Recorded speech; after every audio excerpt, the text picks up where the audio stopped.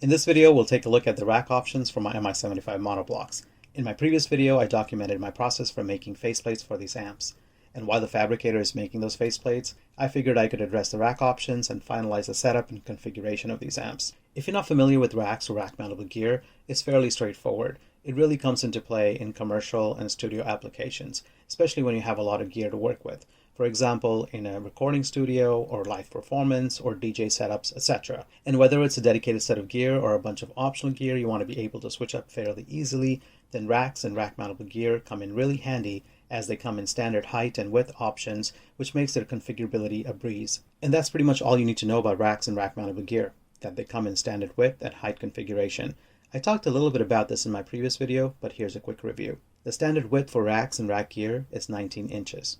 The standard height for rack gear is denoted in U, as in the letter U, where 1 U is about 1.75 inches. So all rack gear will have the width of 19 inches, and then they vary in height in terms of U. You can have equipment starting at 1 U, and you can have equipment that adds height to 2 U, 3 U, and so on.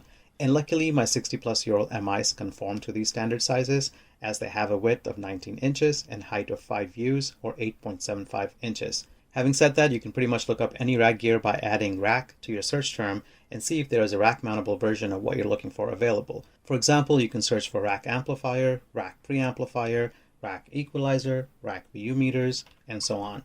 And also, this is the reason why you find those rack handles on some of the audiophile gear. It's because it can be rack mounted and potentially used in the studio setup. So in order to determine the size of the rack or the cabinet that will be required for a particular setup, we just need to add up the height of all the gear we have in the setup, and that will give us the rack size we will need. For example, let's say you have these 3 units here and you would like to configure these in a rack setup.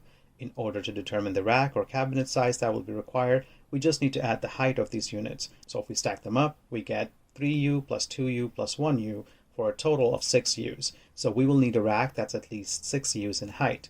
And then we can look up 6U racks to see what kind of options are available. And as you can see, there are a lot of options available in terms of design and material. There are open frame racks, portable racks, racks on wheels, etc.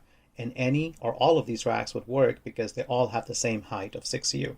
Now let's try another example. Let's say we want to replicate Jesse's sound system from Breaking Bad. In order to do that, we would need to know what rack size will be required for this setup. And in order to determine that, we would first need to identify all the gear in the setup and the respective height of each of the equipment. And then we could just add it all up to determine what rack size will be required. So let's begin. I've tried to identify the exact gear on this setup, and I've had some success with it. Starting at the top, we have this LED light bar that looks something like this one here, which is 19 inches in width and about 1 U in height. So let's add that here.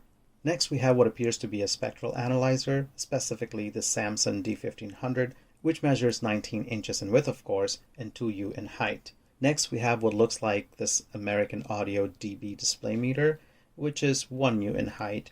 Then we have another decibel meter, which is also 1 U in height. And then we have this Technical Pro equalizer, which is 2 U in height. Next, we have what appears to be a dual disc CD player. I couldn't find the exact one, but this one here looks very similar, and it's about 4 U in height. Then we have what appears to be a Technical Pro 1500 watt power amplifier, which is an interesting choice and makes you want to judge the whole setup, but we'll talk about that later. And this unit measures 2 U's in height. And finally, we have what looks like a rack light, as if there were not enough lights in the setup, something like this, which is about 1 U in height. So I think that's the entire setup, and it's sitting on this sort of a box or a speaker. I can't tell, but that's all of it as far as the rack is concerned. So if we look at it and add it all up, we get a total of 14 U's in height. So if you want to get the exact same setup, you will at a minimum need a 14 U rack. And let's go see if there is 14 U racks available. And look at that, there are 14 U size racks available, which is really cool. So let's say we decide to go with a simple rack like this one here. Let's see what that would look like. As you can see, this is a simple open frame rack, which is 14 U in height, as denoted by the numbers on the right frame. So once we have all the equipment and the rack, it's really up to us as to how we arrange and configure the equipment. For example, you can decide to put the amp all the way up on the top. You could decide to put the CD player all the way on the bottom. You could decide to have the LED bar right in the middle there. As you can imagine, you can really have just any combination or configuration you want. It would really be up to you. For this example, we'll just stick with the way it's shown here on the left. So we'll put the LED bar up on the top here, which takes up the 1U space right at the top there. Next, we have the spectral analyzer, which takes up 2 U's. Then we have the 2 dB meters, which take up 1 U space each. Then we have the equalizer, which takes up another 2 U's. Then we have the dual CD player, which takes up the most space with 4 U's. And then we have the amplifier that takes up another 2 U's. And finally, we have the rack light, which takes up the last remaining space of 1 U. Now this looks pretty cool. We've been able to replicate Jesse's setup here. And as far as the setup is concerned, I don't know what to say other than I think Jesse was probably less focused on achieving sound quality with the setup, and maybe he was just going for max bling and loudness. And that's church, yo, for real. Anyway, going back to my system, as you know, my monoblocks are 5U each, so I have a couple of options with their setup. One, I could get 2 separate 5U racks and keep them as separate setup, one on the left and one on the right. The other option is I could stack these monoblocks into a single rack unit and make them 2-in-1 essentially. It saves horizontal space but adds vertical space. So in other words, I could get 2 separate 5U racks or a single 10U rack and mount them on top of each other. Now I've seen these particular amps in both setups and there's no wrong way to do it, it's just a matter of preference. I'm leaning towards saving the horizontal space and stacking them on top of each other. I prefer to have them stacked for a couple of reasons. One, I think they look way better that way. And two, I think it's better for them to be next to each other if I'm going to be using the panel to turn them off and on or to adjust the gain knob. I think it's much better to have them right next to each other. It would be easier rather than having to go back and forth between left and right. But I could also think of a couple of cons for the vertical setup. First would be the weight. They're like 60 pounds each, so stacking them will get them to be over 100 pounds. So picking up and moving these amps would be a problem. Second is heat. Heat could be an issue as the property of heat is to rise from the bottom to the top. So the heat from the unit on the bottom may affect the unit on the top. So I did some research on that, and it looks like McIntosh designed these amps to be used in close space, in close contact. As I've seen many pictures of these amps being put on top of each other, so it should not be a problem. But if I do decide to go this route, I will most likely add some space in between for better heat management. And after having given this a lot of thought, I've decided to go with the vertical setup. I think it just looks much cooler and it's much more manageable. So I will need a 10U rack space at a minimum, which means it doesn't stop me from getting a bigger rack size than 10U, and that's the advantage of racks and rack mountable gear. You could totally make it your own. So I'm thinking I want to get a rack that's bigger than 10U for a couple of reasons. One would be the height and the other would be the heat. These two amps already add up to 10 U's, which is close to 18 inches, which is not too high. So I could add a few more U's to the rack. That way it gives some height to the rack where it can probably act as its own cabinet, and maybe I could put a preamp or a DAC on top of it. I don't know, we'll see.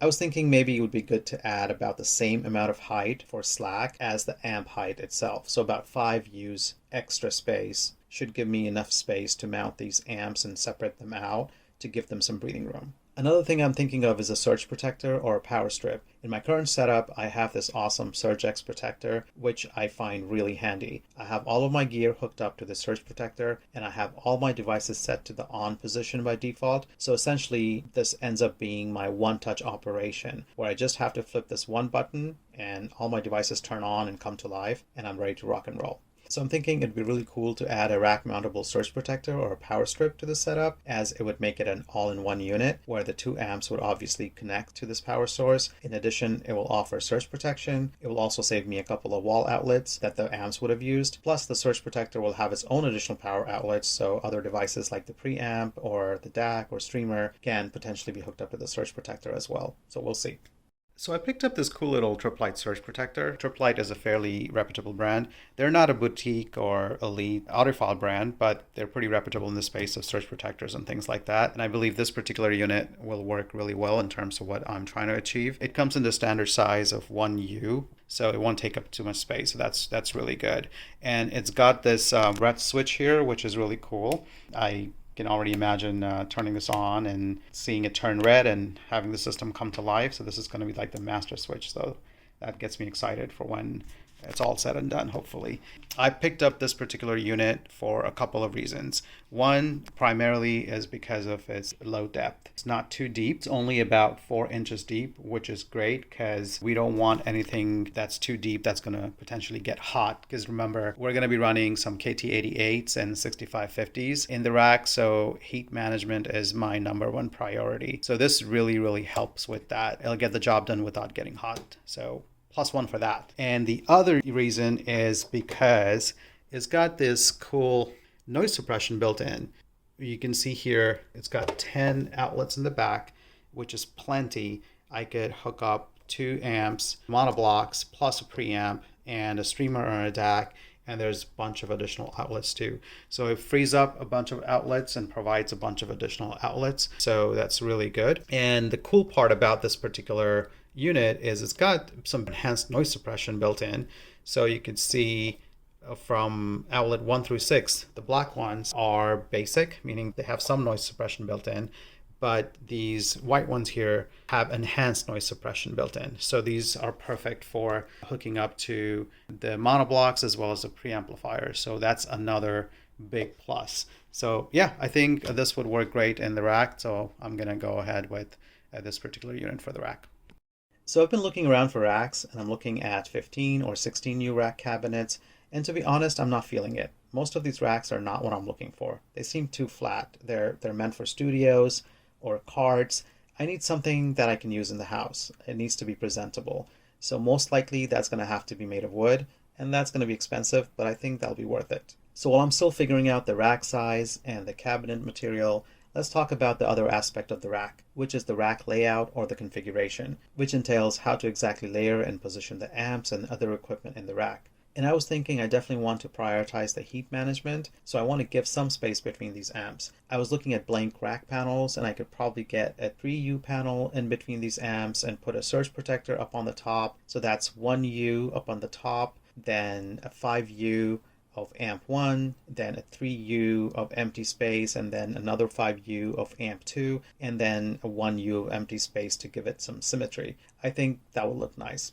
Now here's where I was thinking it would be super cool to add a rack-mounted McIntosh VU meter on this rack in that empty space. And I started looking for a rack-mountable McIntosh VU meter. And if you don't know about how that went, you should watch my McIntosh VU meter videos and hear me complain. So anyway, I'm not going to be able to rack mount VU meters. Plus I've decided I don't want that area to be occupied by anything deep, as that would not be conducive to the heat management I'm trying to achieve. So I don't know, it'd be actually pretty cool to put a Mac logo there. Maybe put a sticker on the blank plate, the empty plate. Maybe a green Mac sticker, that would look cool. And you know what else would be really cool? Would be to have an illuminated Mac logo there. And oh yeah, I do remember now that would cost me a cool $1,500 if I were to get a Mac logo box.